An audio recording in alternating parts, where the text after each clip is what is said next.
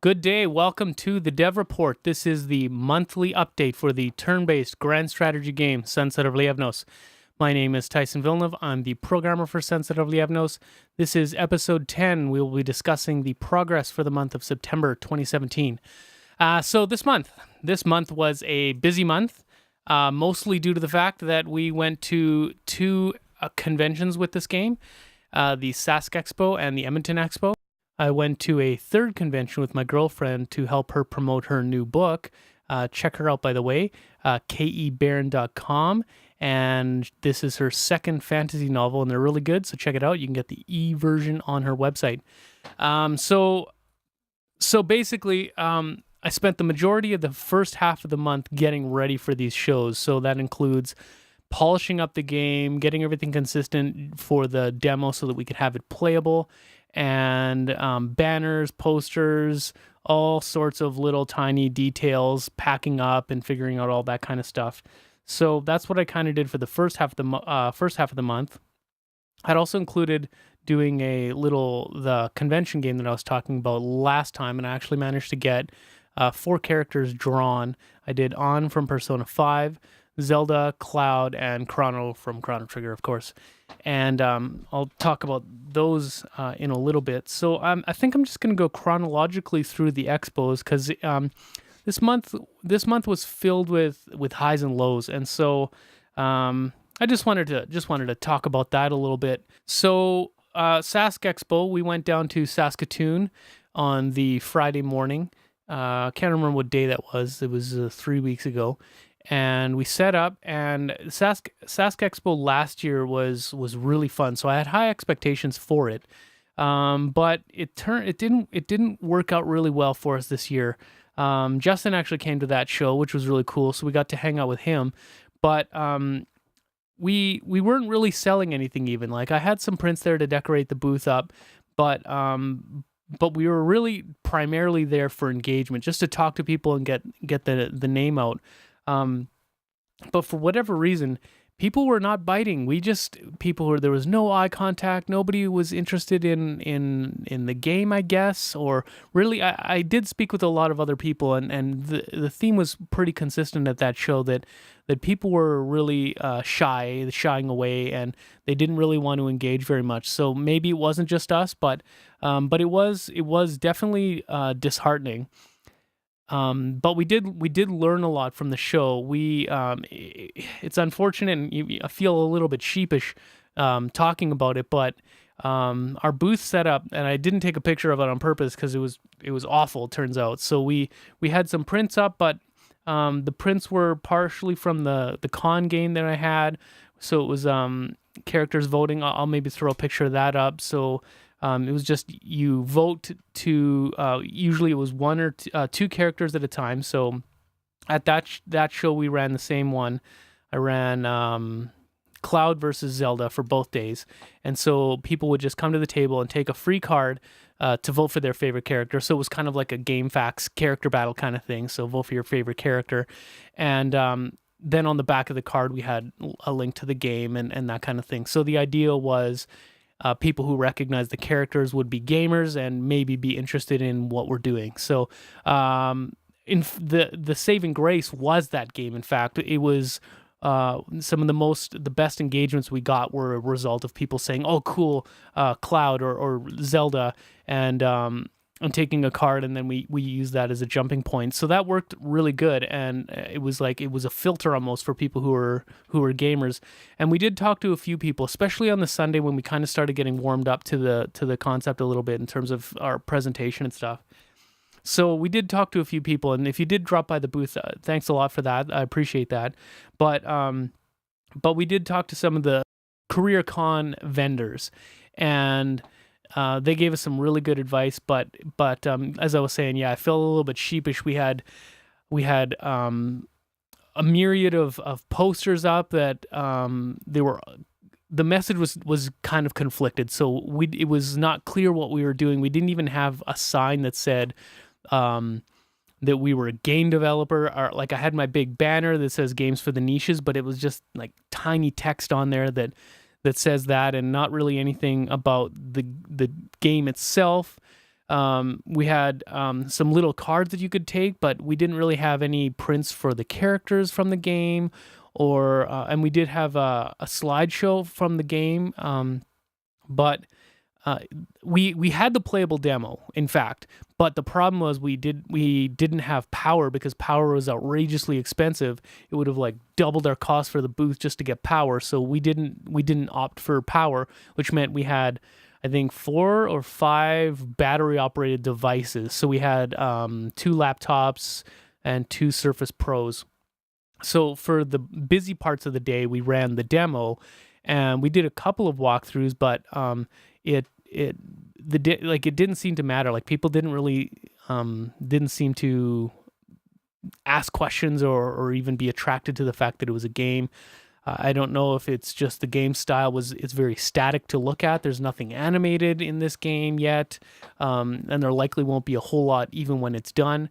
But it was a little bit frustrating to not get people's interest at all. And so eventually we ran just kind of a slideshow, which was pretty much worked just as effectively. But ultimately, that wasn't enough of a draw, and there was our table was kind of bare, and there was a mixed message as to what was going on, whether we were an artist selling prints or whether we were a game developer. And so, coupled with the fact that maybe there was, bad economic conditions, and all these kind of things, Saskatoon was kind of a letdown this year. We did get to hang out with some friends and see some make some connections, so it wasn't a complete waste. But yeah, it was a tough ride home. I was a little bit disheartened, and it took me a couple days to kind of rebound from that. We did make some changes for the Edmonton Expo, which was the weekend after that. Justin couldn't make that one, but Kelsey came to that one, so he helped with the booth there. And so at this show, we had instead of just running the 2 character battle or the 1 versus 1 character battle, we had a different character battle at each day. So day 1 we had Cloud versus Chrono. Day 2 we had Zelda versus On, and day 3 it was all 4 of them together. So just an FYI, all the results are on Twitter and the website as well. crownnation.com/ECB, the results of all those. Spoiler, Zelda won them all, except for the ones where she wasn't involved. So it's hard to tell whether she's just a more popular character or people liked that art piece better. Regardless, she swept, which was, I guess, kind of predictable, but I thought On would do a little bit better, but I guess she's too new. Either that or the guys didn't like the pink card. So I'll be posting those pictures, a higher resolution version of those pictures, on my Instagram over the next couple of weeks. So if you're not following me there, it's at Tyson_Villeneuve on Instagram. Actually, I'll probably post them on Twitter as well. So that's at Tyson Villeneuve, no underscore at Twitter. So Edmonton was a lot better in terms of engagement. We talked to a lot of people. There was a couple of people who dropped by every day to vote, which was really cool. So thanks for those of you that did that. That was awesome. There was a fellow who was really excited about the game, and we talked to him for a little while. Made connections with two Twitch streamers who are interested in playing the game when we're done. So there was definitely a lot more positive feedback there. And so we made a few changes to the booth there as well. Like we actually, in that week, I printed new signs that had the Sunset Over Yevnos graphic, a big banner saying this is a turn-based strategy game. So we definitely got a lot better response on that, but there's still a lot of things that we would like to do. We debated for quite a while whether we even wanted to do conventions anymore because it was kind of slow and all that stuff. But I think ultimately we decided that the connections, engaging people's reaction and all those things, I mean, in a lot of ways, not getting any responses is indicative of maybe market conditions or our advertising or our presentation or all those things, which are things that we need to know, and probably sooner rather than later is the better way to go about it so that we can make changes. But we did make a lot of good connections, and we'd met a lot of people who are excited about the game. So I think that was worthwhile doing, and I think we'll probably continue to do those kind of things in the future. But yeah, it was there was a few other things that just kind of came up this month as well that were I guess kind of scary in a way. Like I'm doing this devlog update every month, and I'm on camera because I mean I like it. I find it fun to do these videos. But there was several people I read articles about. I can't remember where it was, but it was a bunch of game devs. Maybe it was Twitter, yeah. And then a bunch of game devs were tweeting kind of some behind the scenes tricks and secrets and all these kind of things. And like some things were in a first person shooter, the last 5% of your health actually equates to 20% of your health, and it's to increase tension and to increase that the feeling of, oh, we just got away. And those kind of tricks and those kind of things are interesting, very interesting. And I think for me and a lot of people, gameplay trumps anything. And I don't really care if the game is cheating, as long as it's not perceptibly cheating. And but the crazy thing was the negative reaction and the vitriol that a lot of people started regurgitating about how deceptive game devs were and how it was cheating and illegitimate, and I don't understand that. And the fallout of all of that, of course, was game devs' reaffirmation of the reason that they don't share things more. So that really got me thinking about what I'm doing here. And I mean, there's not a lot of people following us here right now, but it's definitely a concerning thing about, the future and the size of this company. And I hope that we get big enough, but at the same time, it's scary to think about. It's scary to think about negative reactions and that type of toxic behavior. And I would be sad to have to stop doing this stuff for it. So I don't know. I mean, part of it is getting a thicker skin, sure, but some of the things that people are reporting are more than just developing a thick skin. They're how much do you want to tolerate in your life? I have a feeling.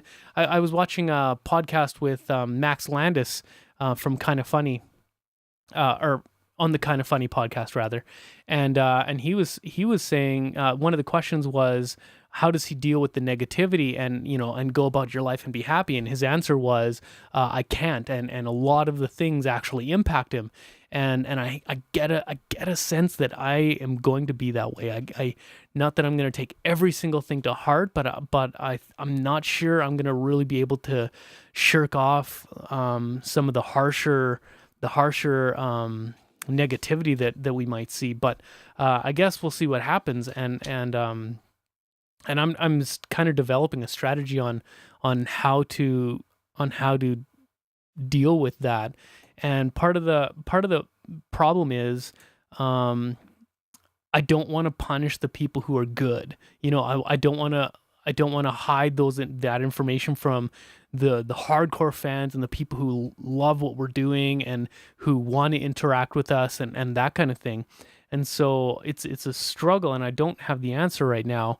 Like I've been throwing around ideas, and I'm probably gonna post some things on the Kind of Funny forums and stuff like that to get people's feedback about things like censorship get thrown around, and do you block people that are vitriolic to you or those kind of things, or do you have a private community, an invite only community? Is that perceived as good or bad? Do you delete bad posts? Do you is that perceived as censorship, or is that an okay thing if have your guidelines set up front? Those kind of things. So I'm gonna post there. But if you have thoughts on that, and I know we don't get a lot of comments on any of this stuff yet, but yeah, if you're seeing this in the future or even right now, comment on what's the best way to provide the content that some of your fans want, but ignore or deal with the other half of the toxic community. So yeah, like I said, I read a few articles that were related to that, and I guess part of it was not coming out of those couple of those expos there, not feeling very confident about what we're doing, and realizing, and there, I didn't receive any negative feedback. It was almost like no feedback, and so it was just a little bit tough, right? And so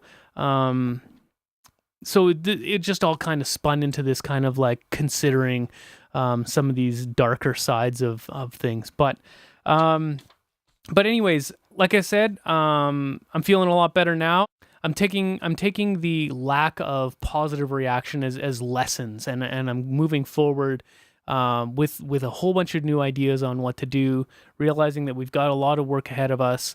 But I think I'm going forward with some enthusiasm again, and excited for what we're doing and meeting other people in the future. So again, if you did stop by the booth and have a chat, appreciate it a lot. It's great talking to you, and hopefully get to see you guys in the future. So I just wanted to talk about what we're doing next in the game, and we did decide that I will be focusing on the content creation tool. So the problem is we have over 60 tables in the database, and there's tons of relationships between the data, and we were entering it all manually, which means you have to make sure that all your references and all your integrity within that data is maintained. If you put a 1 where there was supposed to be a 2, it breaks it. And really that's what it is. You're dealing with all these numbers that have to coincide with each other, and it's just getting really complicated the further we go in. So the content creation tool is going to hide all of that information so that the front end looks a lot easier for us to deal with. So you don't have to worry about all those numbers matching up. The system will take care of it. And this tool is also going to be the tool that we release to the public to help create, for people to create their own scenarios and stuff. So I'll be focusing on that, and I don't know how long that'll take. I've been working on it already for a few days, and I've already hit a few challenges with how to coordinate the classes and the code with the game, since there's a lot of overlap. But I'll figure that out, I'm sure. And Kelsey and Justin are going to be continuing working on the core functionality. They're going to keep working on building the user interfaces and then building the functionality under those. I'm not sure. It seems like we're building a UI, then adding the functionality to the game right away, instead of building all the UIs, then worrying about all the functionality. Just the way things work out, I think it's probably easier to do that. So they're going to be plugging away with that, and Erica will be plugging, well, just straight up art. She's just going to be keep pushing forward on art. We've got some events coming, more events, more officers, and those kind of things. So the other thing that I was debating about doing was more UI art. I think we're going to hold off on that a little bit because we've replaced most of the temporary art in the game already, and I don't think it's the final art, so we've still got some work to do there, but at least it's an idea, or mostly what we're trying to get at, and then we'll likely replace the good majority of the art, except for profile pictures and stuff, later. But right now, at least we've got a functioning game that looks like something, and I think the content creation tool is more important. And I also wanted to talk about our updates for the dev blog side of it. So this is going to be kind of a video update where it's like conversational and all that kind of stuff. And but what I want to do is have a more of a concise bullet point list of features that we're working on, and update as we go, including new screenshots, which will be coming out faster than they have been in the past, which is to say just about non-existent. But so what we're thinking about doing is doing a devlog on Game Jolt, and I think that's what we're going to do. And I think that we're hoping to get that up and running within a couple of weeks. So we've been talking about it for a while, but I think it's finally going to happen. So once we get that up and running, I'll post the link on Twitter, and I'll probably talk a little bit about it next month's update. So if you're interested, follow that, and that's where we're hoping to get some more engagement on specifics. So when we do something, then maybe we'll get some questions about what it is we're doing, and we might even post more questions about what's next there as well. So that's that for this month, I think. Thanks for listening, and yeah, like I say, if you have any comments or suggestions, put them in the comments or on the website, or just tweet at me, or whatever you want to do. So thanks again for stopping by, and I'll see you next month. Bye now.